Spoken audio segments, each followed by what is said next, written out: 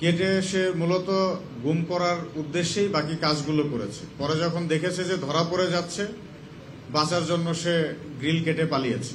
তারা তো আসলে দেখেছে বডির শুধু পা দুটো দেখতে পেয়েছে এবং ফ্রিজের ভিতরে মাথা। আসলে এটা দেখে কিভাবে বুঝবে শ্বাসরোধ করেছে না কি করেছে?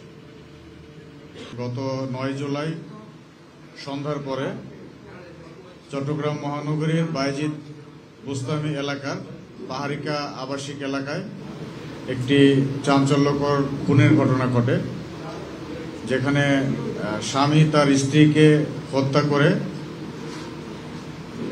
বেশ কয়েক অংশে টুকরো টুকরো করে এই লাশ গোপন করার চেষ্টা করে। পরবর্তীতে উক্ত বিল্ডিংয়ের সিকিউরিটি গার্ড এবং বাসার অন্যান্য লোকজন এই বিষয়টি নিয়ে সন্দেহ প্রকাশ করে এবং তার বাসায় যেয়ে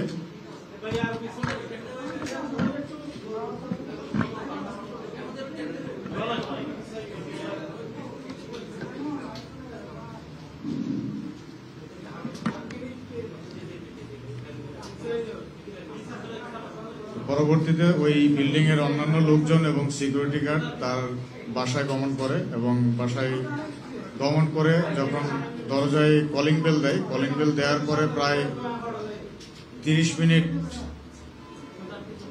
পরে সে দরজা খুলে। অন্যান্যদের যখন সন্দেহ হয় বিষয়টি নিয়ে, তারা জোরপূর্বক বাসার ভিতরে প্রবেশ করে এবং বাসার বিভিন্ন অংশে রক্তের দাগ দেখতে পায়।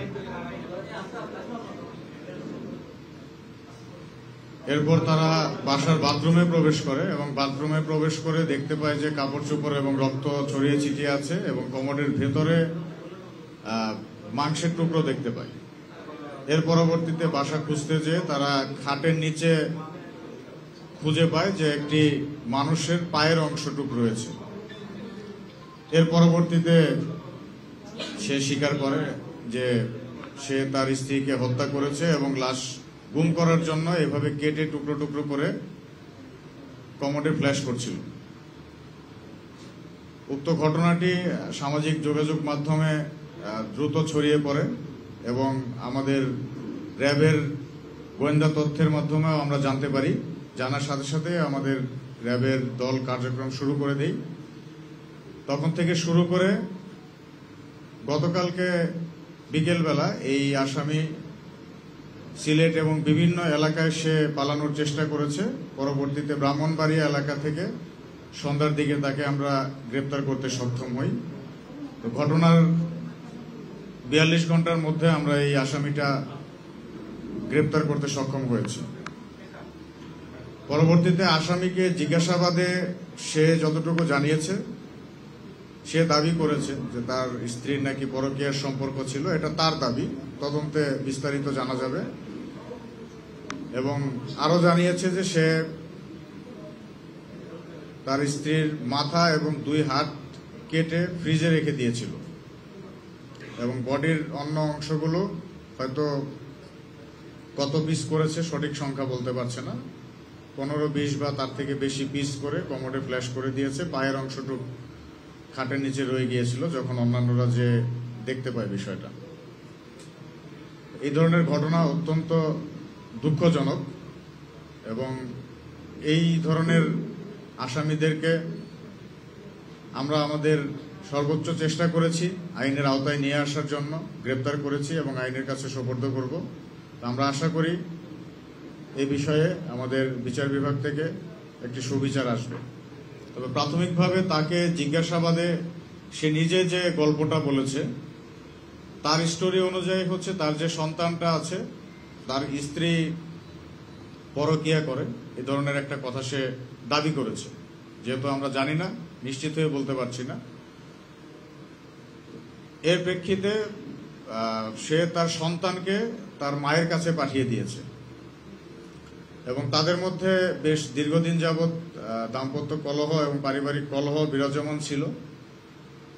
সে বলছে যে তার স্ত্রী নাকি সুইসাইড করেছে এবং পরবর্তীতে সে ভয় পেয়ে যে তাকে কেটে টুকরো টুকরো করে গুম করার চেষ্টা করেছে, এই ধরনের একটা দাবি সে করেছে।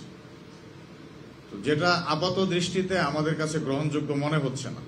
একজন মানুষ মার্ডার করতে ভয় পায়, কিন্তু ডেড বডিকে কেটে 15, 20, 25 টুকরো করে ফেলেছে, এটা হয় না সাধারণত। এটা তার ভাষ্য অনুযায়ী আমরা জানতে পেরেছি। পরবর্তীতে তদন্ত সাপেক্ষে কিংবা কোর্ট থেকে হয়তো বিস্তারিত জিজ্ঞাসাবাদের জন্য রিমান্ডে নিয়ে আসলে হয়তো আরো বিস্তারিত জানা যাবে। মাদক আসক্তি আমরা আসলে পাইনি। আমরা যখন গ্রেপ্তার করেছি তার মাদক আসক্তির কোনো সিমটম দেখতে পাইনি। সে একজনের নাম বলেছে, উক্ত ব্যক্তিকে আমরা আসলে চিনি না, যে কারণে এটা বানানো গল্প হতে পারে, সত্যিও হতে পারে, এটা তদন্তে জানা যাবে। সে বলেছে যে সে নাস্তা আনতে গিয়েছিল নিচে, তারপরে উপরে উঠে এসে দেখে তার ওয়াইফ আত্মহত্যা করেছে। এই ধরনের একটা গল্প সে বলেছে, যেটা আমাদের কাছে বিশ্বাসযোগ্য মনে হয়নি। তবে এই ঘটনাটা বেশ সময় নিয়ে করেছে। সে সময় নিয়ে বলতে হয়তো 3-4 ঘন্টা বা এর থেকে বেশি সময় হয়তো নিয়ে করেছে। এটা সে নিচ থেকে যে চাপাতি এবং চাকু এগুলো কিনে নিয়ে এসেছে দোকান থেকে। এগুলা পুলিশ উদ্ধার করছে, এগুলো পুলিশ উদ্ধার করেছে। এটা আসলে ফ্ল্যাট বাসার ভেতরে, তো একটা বাসার ভেতরে কি হয়, বাইরে থেকে আসলে এত শব্দ হয়তো শোনা যায়নি, কিন্তু আমরা ধন্যবাদ জানাবো সিকিউরিটি গার্ডকে এবং সেই বাসার যে মালিক এবং অন্যান্য লোকজন আছেন, যারা যে তাদের সন্দেহের ভিত্তিতে বাসা চেক করে এই জিনিসটি বের করতে পেরেছেন। মূলত ক্রেডিটটা তাদের। তারা যদি এভাবে খুঁজে বের করতে না পারতো তাহলে হয়তো এই কেসটা আরো ডিফিকাল্ট হয়ে যেত। তার ব্যাকগ্রাউন্ড, সে বিদেশে প্রবাসী হিসেবে কাজ করতে গিয়েছিল, সেখান থেকে ভিসা জটিলতা এবং অন্যান্য সমস্যার কারণে আবার দেশে ফেরত চলে এসেছে। আর কেটে সে মূলত গুম করার উদ্দেশ্যেই বাকি কাজগুলো করেছে। পরে যখন দেখেছে যে ধরা পড়ে যাচ্ছে, বাঁচার জন্য সে গ্রিল কেটে পালিয়েছে। তো এটা এই ধরনের কাজ যখন একজন মানুষ করে, সে তখন একটা মানসিকভাবে ম্যানিয়াক পর্যায়ে থাকে। ওই সময় মানুষ অনেক কিছুই করে থাকে, যেটা আসলে পূর্ব পরিকল্পিত বলাটা হয়তো ঠিক হবে না। সে হয়তো পরিস্থিতি ওই সময় তার মাথায় ওটা কাজ করেছে, সে ওটা করেছে। আর বিস্তারিত বিষয়গুলো আসলে জিজ্ঞাসাবাদে বা পুলিশ থেকে রিমান্ডে নিয়ে এসে হয়তো জানতে পারবে। এখন যতটুকু বললাম তার গল্পটা, সে নিজে যেটা বলেছে সেটা। এখন এই দাবিটা সে করেছে যে সুইসাইড করেছে, এটা সে বলছে।